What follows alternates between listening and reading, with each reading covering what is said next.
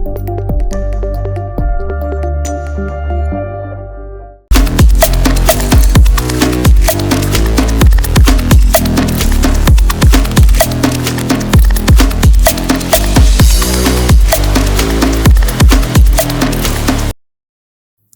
అండి, welcome to మాతో మీరు with the family friends of 4. ఈ ఛానల్ని స్టార్ట్ చేసాం ఎందుకంటే we want to make YouTube as our general.